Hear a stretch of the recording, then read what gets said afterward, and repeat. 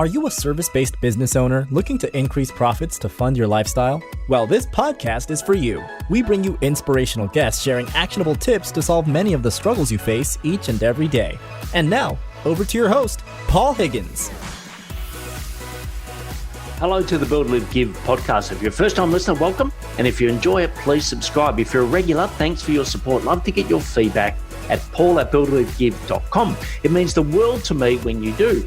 Welcome to Take Notes, and the interviews are fully transcribed. Our guest is someone who moved from Utah to the Bay Area with his wife's work, and this was the catalyst for 3 startups, one with a very successful exit to WeWork. The last is my favorite, or his current, I suppose. It may not be his last, but his current is my favorite SaaS platform for 2020. So why listen? How to capture video snippets with ease using Zoom. Practical uses for recording human moments and how vulnerability leads to success. They have kindly given a free upgrade to their amazing platform at the end. So over to Mike Adams from grain.co. Welcome, Mike Adams from grain.co to the Build, Live, Give podcast. I'm so excited to have you here today, Mike. Absolutely excited to be here. Thanks so much, Paul.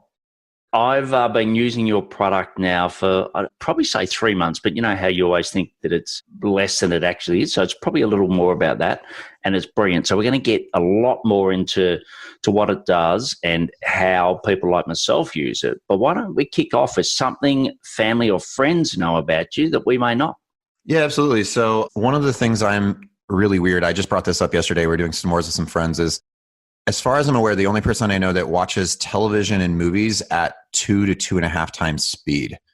And I swear by it religiously. I won't, I can if I'm really cinematically into it and it's all about the experience. But if I'm just there for the story or to watch it because, I want to know what happens, all about watching it at the same speed I would watch a podcast. It's something really weird. So do me a favor. How do I watch Netflix at 2.5 times speed? So in the world of HTML5, where everything is just, all videos are a HTML element, there are Chrome extensions and Firefox extensions. The one I use in Chrome is called Video Speed Controller. It has shortcuts on it, and I use the shortcuts to speed up and slow down depending on kind of the pace of what's happening. Sometimes you need to slow down a little below 2 if it's really dense. Sometimes people are just walking around and I'm kind of bored. I definitely have ADD, so that's part of it as well. I'll use the X key to skip forward 15 seconds, the Z to go back if I miss something. And generally, I would say I can, I watched The Undoing on HBO. There's 3 episodes, they're each about 52 minutes, and I watched them all in a little less than an hour. And I love it. Otherwise, I wouldn't watch TV. And I love TV. So it's that's my hack. It's weird. And people get mad. They don't like it. They're upset that I do this. They feel like I'm ruining the artistry. Well, with 3 children on startup, I can understand why you wouldn't have any other time. But look, I'm the same with, and do you just stream it from your computer then? Because, I try to do it on my large TV and it never works right. So you just streaming it from your... Oh yeah. It's that's where I prioritize using a computer. So yeah, if it's on a big TV, I'm watching at regular time speed, but I tend to put on headphones. Oh, headphones is a huge part of this as well. Another slight fact is out of the blue signed up for an Ironman next summer I'm training for. And so I get a lot of time sitting on the trainer bike that is well spent watching TV and talks and startup, and podcasts at two times speed. But I always pull my computer out in front of me, in front of my bike. Oh, brilliant. Well, I'll definitely take that out because I'm the same. I'll listen to anything on my computer. It's always, video speed control is what I use, and also podcasts. I'm 2.5 to 3. Yep. But it just depends on the person. But yeah, hey, I'm exactly the same. So thanks for that. I don't know if anyone else out there, it's not everyone's cup of tea, but certainly, with audio, et cetera. And I use an app called Voxer for all my comms, and you can do that at 3 times speed as well. Once you get used to it, it's not like the chipmunks. It's actually better than it sounds. So look, you've had an amazing career, 3 startups. You've been involved with Open Table. You've had an exit to WeWork, an amazing career. Just give us a quick summary of that because it's just, too good to miss. Oh, thanks, man. I've been very fortunate to have a lot of opportunity Really, a lot of it comes back to my family. I'm the first person in my family to ever graduate from college. And so I grew up, building houses with my dad. He owned his own construction company. I always admired how much how hard he worked and how he owned his own business. And so when I went to college, I was definitely like surprised at the end when I had all the student loan debt. And I was like, so who helps me get a job now? And I realized there was nobody. There was literally nobody. And fortunately, I had gotten a C in this like really hard economics class. And I had to retake it to try to get an A. And in the act of retaking it, I finally, for the first time, went into office hours and got to know a professor and just developed a relationship. We're really close friends to this day. And we follow each other on Strava and communicate still. And he helped me to get my first job. And it was great. So I worked in litigation consulting. My wife actually already had a job in the San Francisco Bay Area. I went to college in Utah. And so we got this job in consulting. I became an Excel jockey and helped figure out how much damages were in lawsuits using, Excel modeling. And it was fine. I knew I didn't want to be in the legal industry. And so I came across I really was at a party with some friends in my church community and met a guy that my wife had grew up with, actually, like a street away.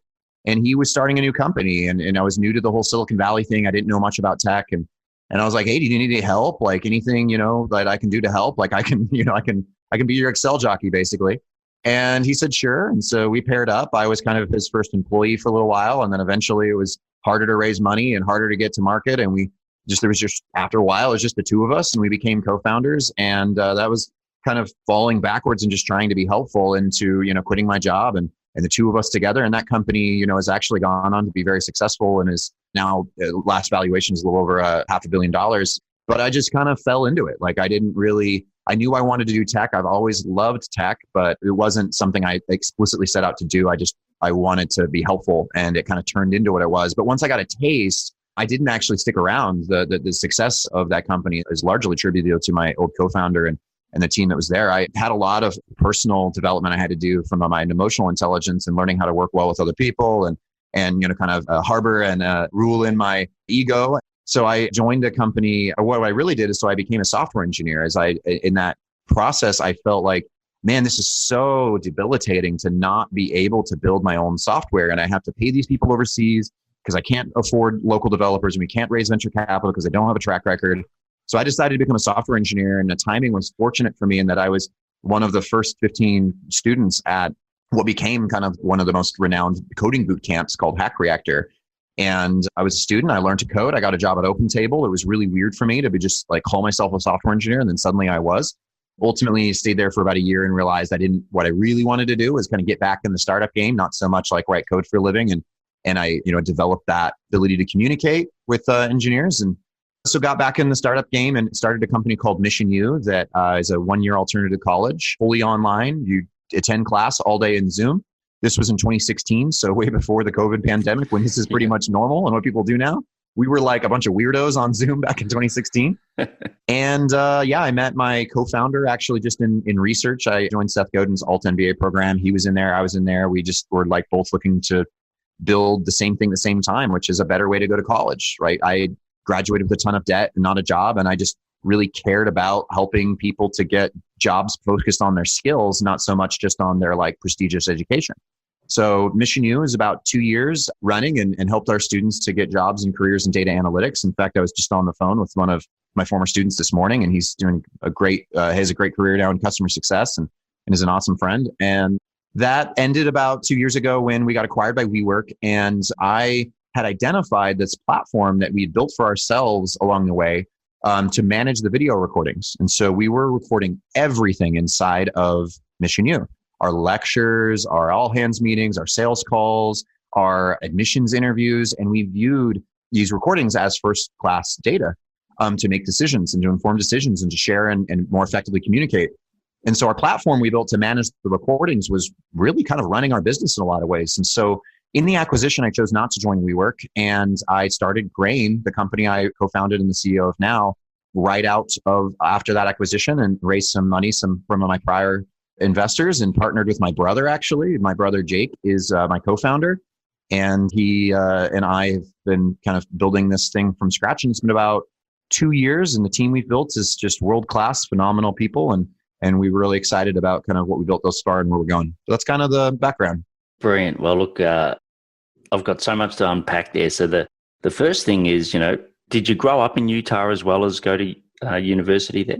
Yeah, I did. So I was born in Utah. Like you couldn't find someone with more Mormon lineage than me. My great grandpa Hugh Adams was in Scotland and jumped on a boat and joined the Mormons and went to Utah and became a polygamist and all that good stuff. And they don't do that anymore. But yeah, it's my mom's side is the same thing. And so I grew up in Utah, and it's a beautiful place. I absolutely love people there, and then the weather, and most of the time, sometimes the weather's awful, but it is absolutely gorgeous. If you've never been to Utah, it is one of the prettiest places on the planet. And then moved to California 10 years ago to the Bay Area, and then recently actually just relocated from the Bay Area down to South Orange County in June. Yeah, and what was the driver for the move to Utah to the Bay? The key driver from Utah to the Bay was my wife's job, actually. I felt like it was expensive. I was like, I don't know, we could just stay here in Utah and like I can get a good job. And I definitely wasn't thinking as big as, maybe I could have been at the time, but she's a big thinker and she already had the job. One of the things about Utah and BYU and Mormon culture is you tend to get married really fast and really young. And so like we went to the same junior high school together, but we didn't stay in touch, met back up at BYU over like Thanksgiving. By December, we were dating. By Valentine's Day, we were engaged. By May, we were married. And so she had already had a job like that previous summer in San Francisco. And so I just kind of married her, and the momentum, I got lucky to marry her. I married her, and then the momentum kind of carried us to San Francisco. And it just kind of happened. I don't know that it was even a deliberate thing, but I feel like it's, other than marrying my wife, it is one of the more lucky things that has happened to me. It looks like, the professor was obviously a huge mentor and help for you, but you talked about, your emotional intelligence, your ego in check, etc. Sort of, who helped you get that? Because I've got to say, and I don't often say this, but you nearly felt like an Australian on the other end when we did some of the pre-setup, right? I've got a lot of American clients. If you're American listening now, I love you to death, but, ego is not always in check. Let's just politely say that. Whereas Australians are completely the opposite, right? We'll try to put anyone down, but the person we put down the most is ourselves. Right. So, did you get any help? Just tell us a little bit how you went through that. Look, man, I do think a lot of it does come to my Mormon upbringing. Like in Mormonism, it's not a touted part of the theology, but you are kind of taught like your potential is to become a god. And I liked that part of it. I was like, hey man, like you mean after I die, like I can like create worlds and whatever else. And it was a big part of like the motivator for me. And so I'm not, definitely as devout as I once was, but that was a big part of it. And so I would say, as a 20-something-year-old in San Francisco, if you've watched the Silicon Valley parody, it is more truth than parody in a lot of ways. And it was really easy for me to just kind of get caught up in it and just feel like I had, the right answers at all the right times. And so ultimately my co-founder and I just like didn't see the world and the strategy the same way. And so ended up not working together anymore. And for a couple of years, I kept that like high ego, like, kind of bitterness and frustration. And then he went on to build like a freaking killer, amazing company without me. And that was the most valuable learning lesson I ever could have had, because I had at that point to be like, maybe it's me. Maybe I should look inside myself a little bit here. And like, I think deep down I knew that, I had some professional development and some emotional intelligence to work on, but that was just like, it hit me like a ton of bricks. And so as time went on, I had the opportunity to get exposed to things like T groups at Stanford Business School. I didn't go to Stanford, but I attended their continued learning and did some T groups. And it to me became one of the most important parts of what I recognized was going to help me to get to what I wanted to accomplish, which was to build great things.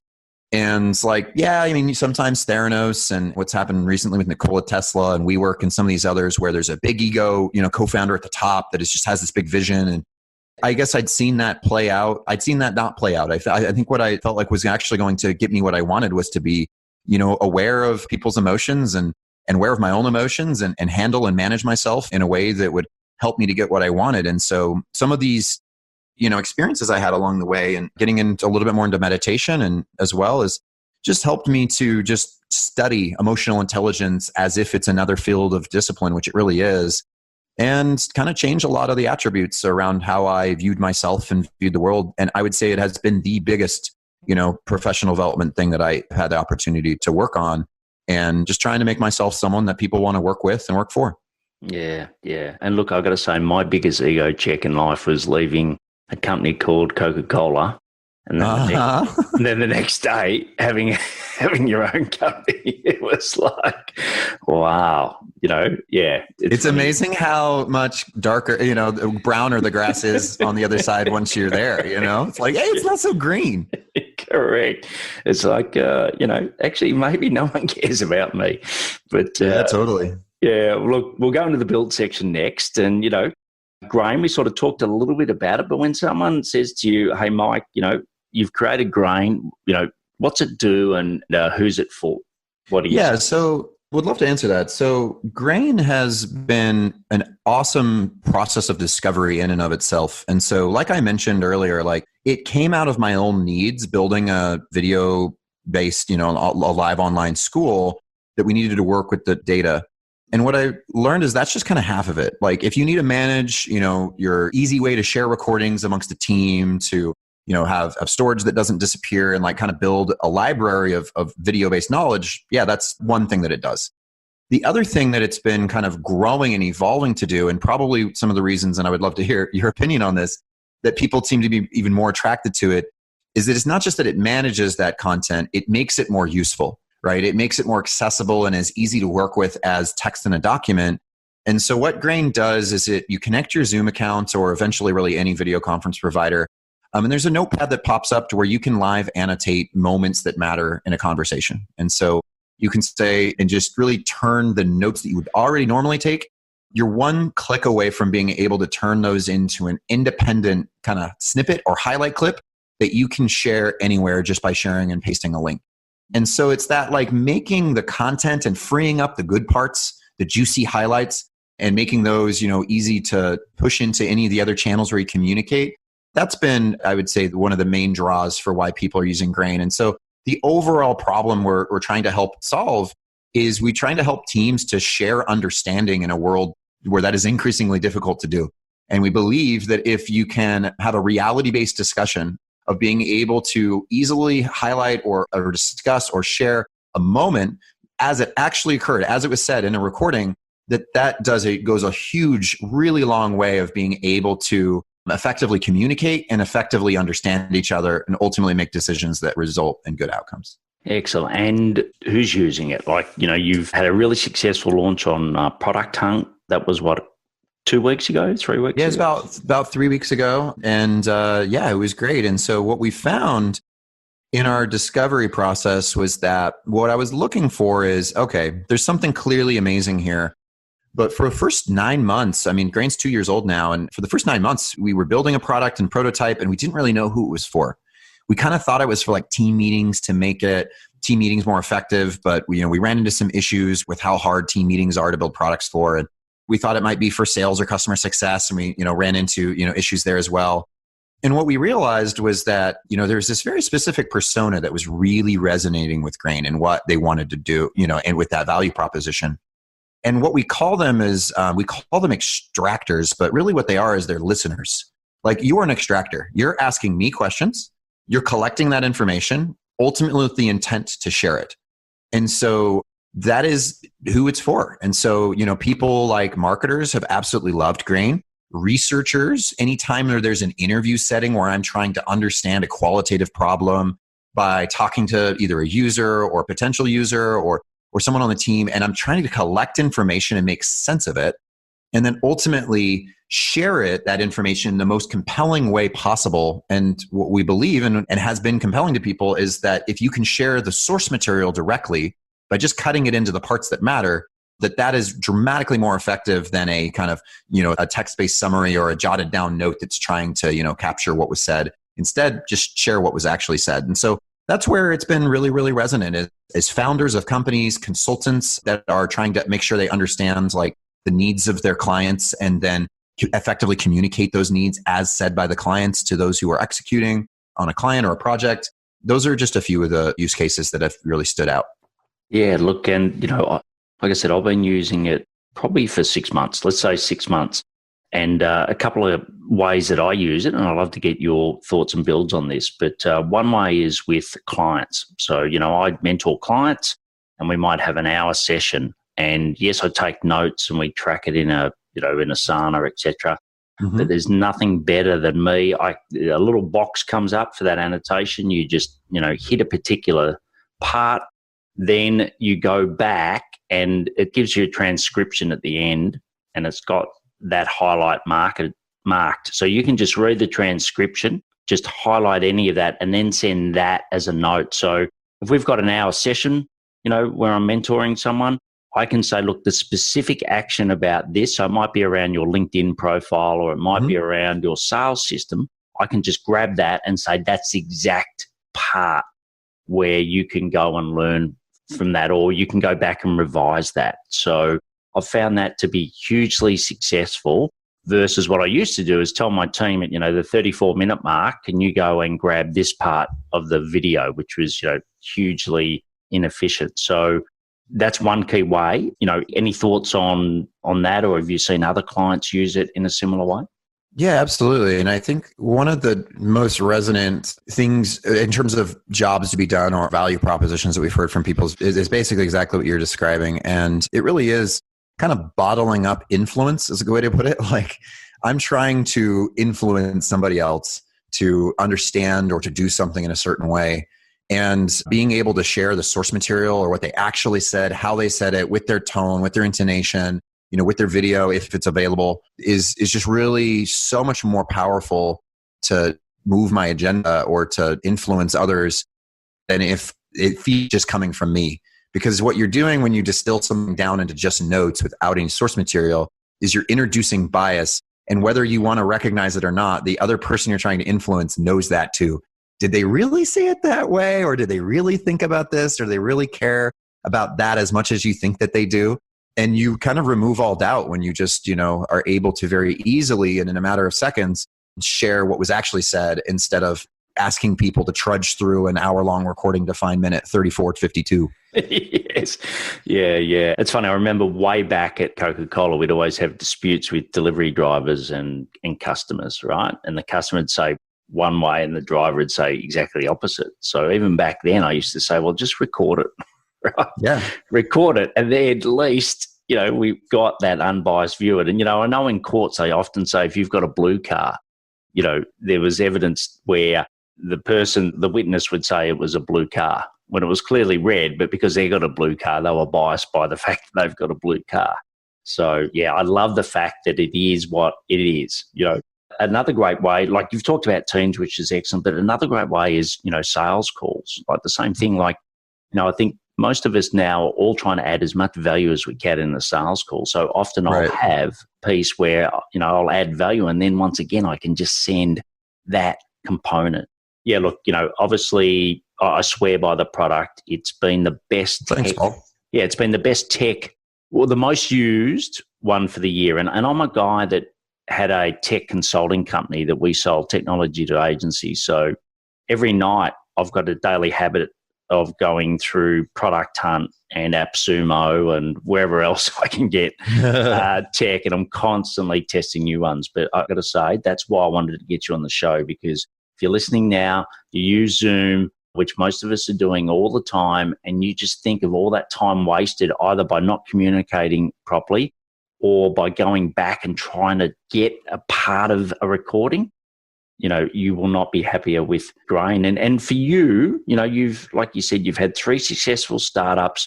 You've got a lot of experience under your belt, but how do you build new clients? Like, what's the best way for you guys so far in your 2-year journey to build new clients? Yeah, absolutely. I think for us, it really has been an effort of empathy and listening. Like, you have to start by understanding what people want. And so, for us, like, our clients come in, we're not necessarily providing, direct, it's software as a service, right? But it's the same idea, whether it's, a human as a service or software as a service, that ultimately you have to understand, needs. And so I was just writing a blog post about this morning, but it's been a really important part of our journey. And I feel like if we would have done a better job earlier on of understanding really who the product was for, who needs this service, right? Like, what is the actual value? What's really more importantly, what's the job to be done? Like, what's the problem they really need solved, as opposed to kind of coming at it already with a solution baked in and assuming that because, you're the next Steve Jobs, that people are just going to love the solution that you came up with. And, there's a guy named Marty Kagan. He was early at eBay as a product manager, and he's kind of one of the zeitgeisty people in software products. And he says there's really two inconvenient truths of product. And one is that the vast majority of your ideas are bad or wrong. And number two is that it's going to take a lot more iterations to get it right, even when you are, when you do have a good idea, than you would like. And so I think that's true, whether that's of a service or whether that's of a product, is that, really do have to start from that position of humility, of just trying to understand. And what I try to do specifically is to understand existing behavior. And then when I move to the point where I've got a product solution, build the product that requires the least possible amount of a behavior change from your client. What is it that lets them kind of get the benefit that they're looking for while changing the behavior the least amount? And over time, if you earn their trust, and if you, are able to really solve that problem, then you have the opportunity to really start to kind of move them more towards your vision. But I feel like the biggest mistake I've made in the past, whether it be services or product, is kind of being too idealistic to start and just, expecting people to be, willing to go to the world that I want them to live in.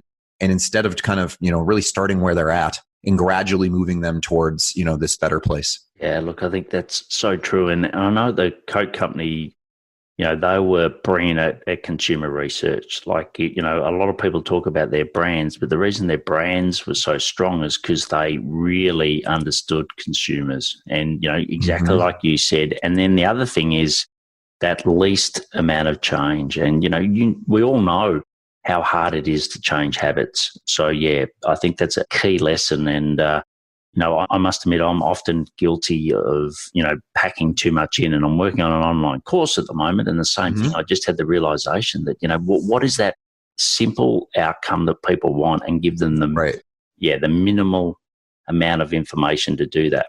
And they've got to watch it at 3 times speed as well, Mike. That's absolutely. It's important, so it takes them a third. I'm so glad that that was the first question that we just got that out there, that we have that in common. Correct. So that's sort of how you really understand the problem and go about it. But as far as, paid traffic versus organic, what's worked for you guys? What can we learn from, the growth that you've had? It kind of ties back a little bit to the emotional intelligence stuff that we were talking about. Is one of the weird things about me is I don't know. I guess I don't mind being vulnerable in public. What's the point in trying to pretend I've done everything right, got it all figured out, because I don't, and I still am not there. And so that vulnerability, I almost kind of use it from a marketing position, in that on Twitter, I'm always talking about my mistakes. I'm always talking about things that I've learned, things that I can do better. And I've kind of, I don't know that that's a phrase, vulnerability marketing, but it's authenticity marketing is a good way to put it. And the way to be authentic is to be vulnerable. And that's been huge for us. It really has been important to just kind of be a relatable human being that is on, that is the kind of founder of this software product, and talk about what we're trying to do and what we believe about the world. And there's just a certain amount of resonance that is beneficial there. And then the other big one, because you got to seed somewhere, the other big one has been that the product-led growth itself is kind of the one that I'm noodling on right now, is that, for a runaway kind of successful SaaS product, you tend to have this kind of bottoms-up motion where usage of the product begets more usage of the product. And so, Paul, you're a great example of the word of mouth version of this, is that I don't know how many people you've referred to Grain, but it's at least 10. And what's cool, Paul, is they're all excited to tell us that you referred them to us. And so that word of mouth has been huge. And I feel like building a product that started from that foundation of listening, is we worked really hard to kind of earn your trust. And if we earn your trust, then you're out there, telling other people about it, and then we get new users, and then they love it, and then they get new users. And I would say that word of mouth has been our primary driver while we work on some of these other, funnels as well. Yeah. And for probably let's say the hundreds of conversations I've had with everyone, I apologize, because I do talk about your product at the very start of every call, because I always ask people permission.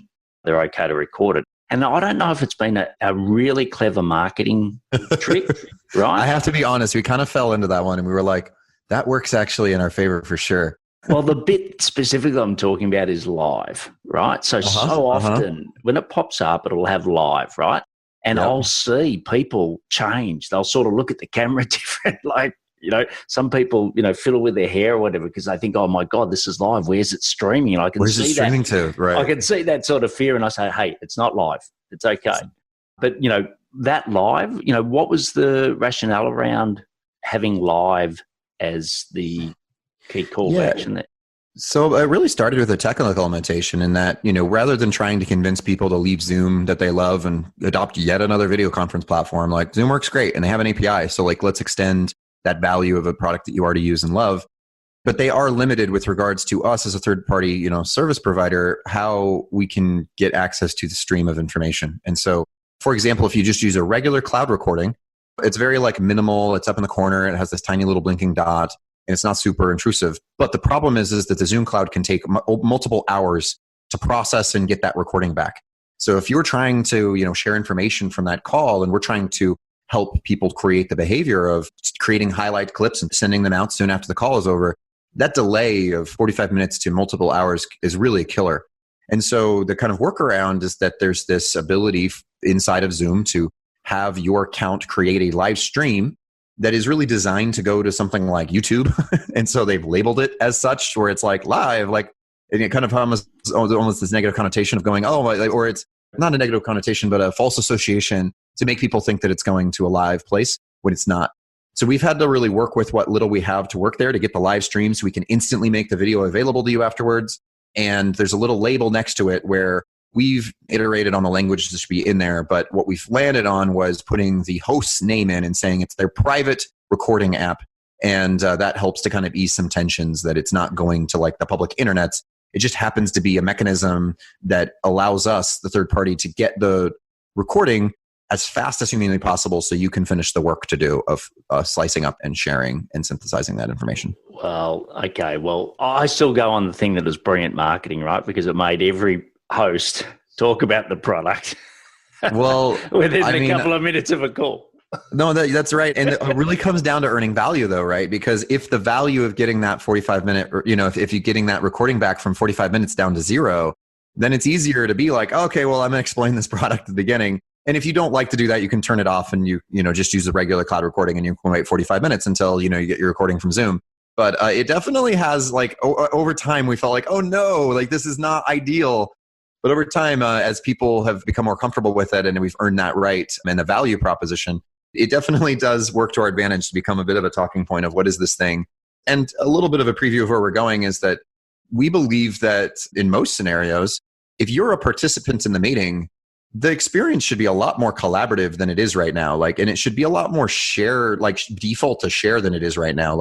We want to make it easier for a host to be able to share the recording and share the transcript and share the benefits of this service with all of the participants of the meeting, regardless of whether or not they're a Grain user or whether or not they've downloaded the application. And so that kind of live label is furthermore an opportunity that we're continuing to kind of work on with regards to kind of growing usage of the product through usage of the product. Great. Well, look, the last question I want to ask in this build section is about Jake. Like you said, business partners, co-founders, some work exceptionally well. I think the majority maybe not so. And I think you already had at Mission U, I think, a difference in partners where you ended up leaving. What makes, I don't know many brothers that work together and do startups. How do you guys make it work? What does Jake do? What do you do? How do you make it work? Yeah, so we're very fortunate, especially I'm fortunate that I kind of learned my emotional intelligence lessons on strangers that I had not known before they became my business partners. This is not like family, obviously. So Degreed is the one that, ended up working out, as far as personality. And then Mission U was, I think I learned a lot of the lessons by then. And my co-founder and I are very close friends. And but with Grain, I had 2 great co-founding relationships in hindsight. 2 great co-founders is a good way to put it. Really, really smart, thoughtful, amazing people to work with. When I thought about who I wanted to work with, I really had one person at the top of my list. It was my brother, Jake. And the reasons why is just because we've always been each other's kind of confidants. He was the first person that I would call. And when I was dealing with startup stuff, I was the first person he'd call when he was dealing with his startup stuff. And we kind of had this conversation where we were talking. I was, thinking about starting something in the video space. And after Mission U got acquired, and I was describing kind of what we built at Mission U, and he said, "Oh my gosh, you built that? That video recording repository and sharing?" And He's like, I had that exact idea the other day. Like, we need this. And I was thinking about how important something like that would be. And so definitely some serendipity and opportunity that we were kind of had the same idea and impetus and desire to build this at the same time. And, as far as, managing the family relationship is easy because, we've already worked through so much. We were roommates in college. So that definitely helped. Like, I kind of got I'm 3 years older than him. So I got my big brothering out in college. He very quickly, as a freshman, when I was like a junior, he very quickly put his foot down and was like, no, you're not big brothering me. We're peers now. And so we've been peers ever since. And the last thing I'll say on the topic is that when you've known someone your whole life, the stakes are higher. So you want to make sure that you're, bringing your best self to the table. And you're not just being kind of a jerk and letting yourself, loose. And sometimes it's actually easier to do that because you know each other so well. But there is a certain amount of I know how to communicate with him. He knows how to communicate with me. I don't have to worry about him judging me. He doesn't have to be worried about me judging him. And maybe my insecurities were large in my prior to co-founding relationships, but I was always worried about how my co-founder would evaluate me and whether or not they'd want to keep working with me and whether my performance was there. And that just kind of lowering that pressure of just knowing that, I could communicate effectively and that we were long-term partners has been one of the most powerful advantages that we have as a company, as a team, is that Jake and I just can communicate so well together. Yeah, that's brilliant. Well, look, you can find more about Mike and Grain at grain.co. But before we go into the live section, I would like to talk about our assessment to help you work out if you're going to have a high or low 7-figure business in 2021. Go to paulhigginsmentoring.com/assessment and answer the 15 questions in 3 minutes. Based on your results, you will get either a free 45-minute strategy call to walk you through a clear plan or a chance to be on the podcast, just like Mike. Go to paulhigginsmentoring.com/assessment. So the next section's the live section, as I said. So what are some daily habits that make you successful, Mike? Yeah, I feel like for me, one of the biggest things that I've had to learn over time is to use my calendar as one opportunity for me to have to think less throughout the day. Is that, if I can in advance make sure that my calendar, I just religiously go through my calendar, making sure that I'm optimizing every meeting, every session, that any blank sessions that don't have meetings, which I try to get as many of those as I can, that I have purpose-filled time, that I know what I want to work on in those specific times to accomplish goals on a given week. And I would say since I've adopted that, just kind of rigorous application of those hours in a day, it has made a huge difference of my ability to just, go get more done and be less stressed out about it. Where anxiety for me comes when there's a huge backlog of things to do and I don't know when I'm going to do them. And even though the backlog still remains huge, knowing that I've been thoughtful about when I'm going to do things kind of helps me to just know that look, there's a finite amount of time in the day. And I have, mapped out what I'm going to do, when I'm going to do it. And I try to stick with that. And has really helped me to actually reduce my anxiety levels and increase my output. Excellent. And, you spoke about Stephanie before. I think, a lot of what's happened is transferred from, you moving from Utah with her to the Bay Area, but she's listening right now. Okay. So what would you like to say to her about the support she's given you through this journey? I'm an emotional guy. That came on fast. Look, man, it wouldn't be possible. So we go back to leaving my job. She had an amazing job. She brought me to San Francisco. I've just been following her. And when I quit my job to do that first startup, she paid the bills. We didn't have any kids yet. And she didn't think twice. She never questioned whether or not it was the right, decision. She just supported me. And she said, this is what you believe in. This is what you want to do. Then let's, do this together. We've always approached everything together. And so there's literally no way that I could have taken a risk that I have in my career that have led to the positive outcomes without her and without her support. And there's one other funny story there is that she's not just on oh, I'm always, going to, tell you to just follow your dreams. When Mission U, before I met my co-founder, Adam, I was like, it's time. I'm going to be the CEO. I'm going to start something. And she pushed back hard on me. And she was like, Mike, you are not ready. You don't have an idea. You don't have a co-founder. You don't have, and what she helped me identify was just it was really kind of an ego-driven thing that I was trying to do. I was just oh, it's time to be the CEO because, it's that's what I wanted to do this. And instead she's like, you need to find a co-founder. You need to be the co-pilot again. And you need to learn more. She's like my Yoda of wisdom in my life, and also just relentless support, and the 3 kids. And we're fortunate that what she wants to do, even though she was worked in venture capital, she's a CPA, she chooses to work at home, and that's where she wants to put her focus is on doing the kids. And I'm fortunate that allows me to know that kids are being well taken care of, and I can focus on my startup. The next section is the give section. So what's a charity or community you're passionate about and why? Yeah, so I had the fortunate, Mission U, my last co-founder, he had started a nonprofit called Pencils of Promise. And we had the fortunate opportunity of working together after he left Pencils of Promise. But I've always just had such a profound respect for the organization that he founded and the impact that it has.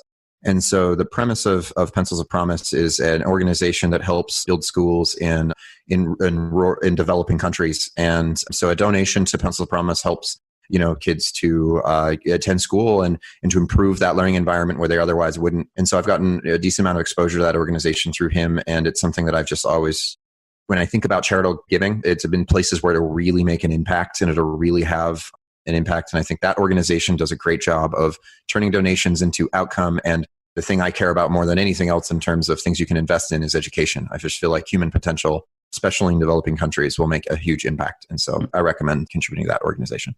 Pencils of Promise. And look, a charity that I give all my book proceeds to, and also a portion of my revenue, is the Purple House. So you can go to purplehouse.org.au to find out more. So the last is the rapid fire section. So what I'll do is ask you some questions to get rapid fire responses. So you ready for that, Mike? Absolutely. All right, let's do it. So what are your top 3 personal effectiveness tips? Is record everything. That probably isn't a huge surprise. Yeah. I recorded everything. I always ask for permission, but it's worth the slight awkwardness to record everything. Number 2 is exercise daily. Better phrased is sign up for a race that will force you to be committed to exercise daily, because I don't and I didn't. Only when I signed up for a marathon 5 years ago, and then I signed up for this half Ironman that's now turned into a full Ironman. And now I'm on a training schedule and it goes into my calendar like I was talking about, and I just exercise daily and I don't think about it and I love it, and it really helps my endorphins and mood. And then the last one is just to be purposeful before you act. Really think about what you want before you just go after it. And I think that I've had a lot of people in my life that have helped me to do this, an investor recently and my wife as well. But just be purposeful before you just rush into doing something. Well, other than grain.co, what's a piece of tech that's essential for running your own business? Yeah, so obviously other than, can I say Zoom? Just kidding. Yeah, definitely. I would say that Asana is something that's come into my world recently, that I've gone from this world where I kind of just keep all of my tasks in this backlog in Apple Notes and moved it into a more structured, integrated system in Asana. And it's made a tremendous difference in my ability to stay focused on the right things. And so I've been a big fan of Asana recently. And obviously, you get a lot of great ideas from TV and movie watching it at 3 times. But what are some other sources of new ideas for you? I mean, when it comes to grain, it's our engineers. Our engineers and our designers. I feel oftentimes product decisions are made at the executive level and at the product manager level. And for us, when it comes to just solving problems, it is the people who are closest to the customers and the people who are building the product. Giving a voice to our engineers, giving a voice to our support people and our customer success, and that everybody has the ability to kind of advocate for what should be important, what we should focus on as a company. I feel like what has been great about Grain with regards to the good ideas in it, very few of them have originated from me. It's just listening to the people we hired to be great, and they are great, and we just have to empower them to contribute. Well, that to me sums up a great leader. So the last question, and it's a big one, that's why I leave it to the end, but what impact do you want to leave on the world? Yeah, I think so. For me, I feel like I want to leave an impact where we are able to, I want to build companies and tools that promote human connectedness and shared understanding. That's what matters in life, is we are human social creatures that want to understand and we want to be understood. One of the best medicines that you can possibly have is to be empathetic towards another person and to understand what they're going through. And it makes you feel better. It makes you feel, it's an incredible, it's been baked into all the religions from the beginning of mankind, is there's something just truly powerful about creating environments and tools and products and teams where the goal is to understand each other and to connect ultimately as human beings and to not only understand, but to be understood. And I feel like a lot of times, the default mechanisms that are put in place between shareholder agreements and legal documents and whatever else, oftentimes they encourage us to put guards up. And the tools we use as well, they encourage us to put guards up. And I feel like if we bias towards a desire to understand others and to be understood, that ultimately, we will live happier, fuller, and more productive lives. And so I'm trying to build, teams and companies where that is a focal point. Well, look, first I've got to thank you for being so vulnerable on this podcast and sharing so much wisdom. And also thanks for helping me have better human connection and everyone else that's used Grain as well through this awkward period of COVID. I think the timing of your product could not be better for us trying to have more human connections in a world where, that is, I suppose, the disease is trying to push us apart. So it's been awesome having you on. There's more than one disease. There's diseases of viruses and there's diseases of ideas. Yes, true. We got to battle all of them through just understanding and listening to each other. Yeah. True. Well, look, you can get Grain for free. You can do that at grain.co. And also for everyone listening now, you can get a month of the Pro account for free if you go to grain.co/BLG. But brilliant to have you on today, Mike, and thanks again for sharing all your wisdom. Hey, thank you so much for having me, Paul. I appreciate the thoughtful questions and the opportunity to connect with your audience. Great. Thanks, Mike. Bye. Bye. What a humble and authentic founder Mike is. Just such a great guy. I love Grain and I hope you do too. Please test it or try it out. You can get the fully transcribed show notes at paulhigginsmentoring.com/podcast. What is your biggest takeaway from Mike? Please share on your socials mentioning Mike and grain.co. If you believe someone would benefit from the show, and really I can't think of anyone that uses Zoom that wouldn't, please share it with them. They will love you for it. Fill out the assessment to know if you're going to have a high or low 7-figure business in 2021. Just go to paulhigginsmentoring.com/assessment. A link will be in the show notes. Please take action to build, live, and give. Thanks for listening to the Build, Live, Give podcast. If you like what you heard, please share it and leave us a review. It would mean the world to us.